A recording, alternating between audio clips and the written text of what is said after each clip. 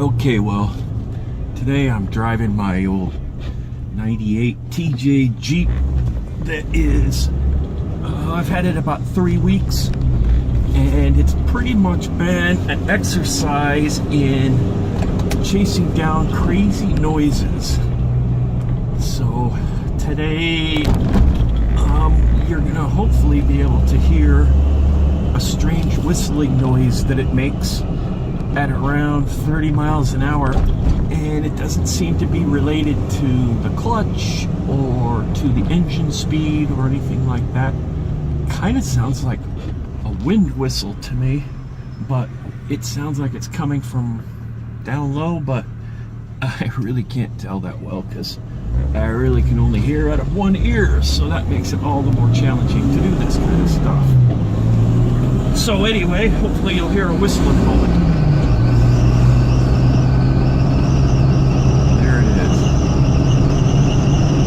That's probably the wind noise from the windshield.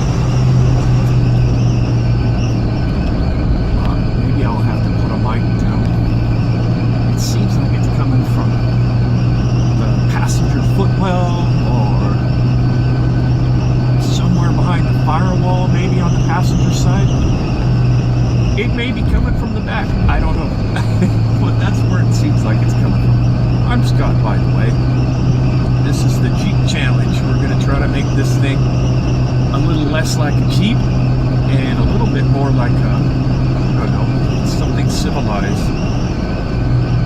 Maybe something from Germany. Oh, I'm going to get hate mail for that one. Anyway, we're going to try to make this thing less Jeep and more comfortable. And I guess that really means, and I don't mean to insult all the Jeep fans, but what that really means is I'm going to try to make it not drive so rattly and weird, and I've already done quite a bit to it in the last 3 weeks. The doors, and the roof rattled like crazy, but I adjusted the roof and I adjusted the striker plates on the doors, so it's not too bad anymore as far as the doors go, although I think I'm going to be taking those apart soon too.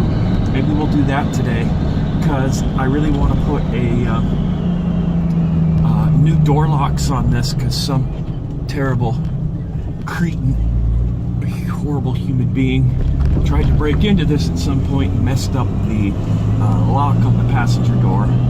So I'm going to try to replace both the locks, the ignition lock and the lock in the tailgate.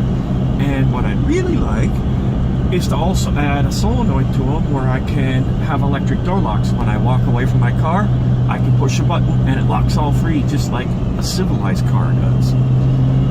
And it also occurred to me that the door handles on this thing are backwards. When you walk up, it makes you reach across yourself. They're designed for 4 fingers, I'll show you in a minute, but they're forcing you to use your thumb. So I'm thinking if I reverse the right handle to the left side and left to the right, maybe I can get away with changing the linkages a little bit and I'll be able to reverse them, and then I'll have a door handle which to me opens facing the correct direction.